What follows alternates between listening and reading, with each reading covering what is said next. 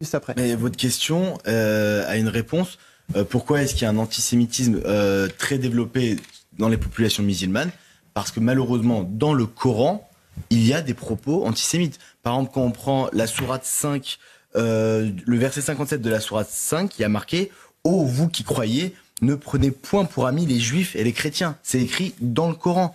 Quand on prend les hadiths, par exemple la hadith des pierres et des arbres, il y a marqué « Les musulmans combattront les juifs et gagneront contre eux. Ces derniers se cacheront derrière les pierres et les arbres qui diront « Ô musulmans, ceci est un juif, viens le tuer ». C'est écrit dans les textes saints du Coran.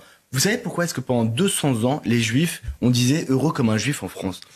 En 1806, Napoléon a convoqué le Grand Sanhédrin. Et il a fait venir tous les notables juifs autour de lui. Et il leur a dit, voilà, dans la religion judaïque, il y a des choses qui ne sont pas compatibles avec la France, avec l'Empire. Donc il leur a dit, on va faire une grande réunion et on va adapter le judaïsme à la France. Et il avait dit, notre but est de concilier la croyance des juifs avec les devoirs des Français. C'est Napoléon qui dit ça en parlant des juifs.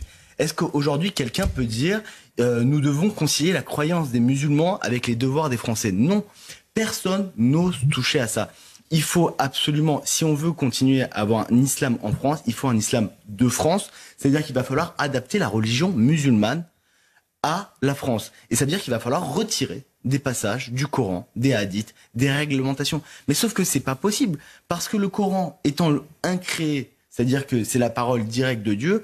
Enfin, c'est le cas dans toutes les religions. Non, pas du tout. Le Coran, c'est la seule religion où elle est incréée. C'est-à-dire le texte, le Coran, on n'a pas le droit de le toucher parce que c'est la parole de Dieu. Alors que par exemple dans la Bible, c'est les prophètes qui parlent. Alors la Torah, non.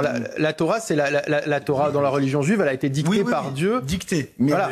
Il y a une adaptation. Il y a des choses qu'on ne peut pas adapter. Et dans le Coran, il n'y a pas cette. Et en islam aussi, ça a été. En islam aussi, c'est dicté. Et le problème, c'est que si on ne peut pas adapter la religion musulmane à la France, il n'y a aucun moyen de régler ce problème. Et parce que aussi l'islam, en plus d'être une religion, c'est aussi une civilisation. Et aujourd'hui, je vous ai donné le chiffre tout à l'heure, il y a 51% des musulmans pratiquants qui considèrent que les actes du 7 octobre sont des actes de résistance.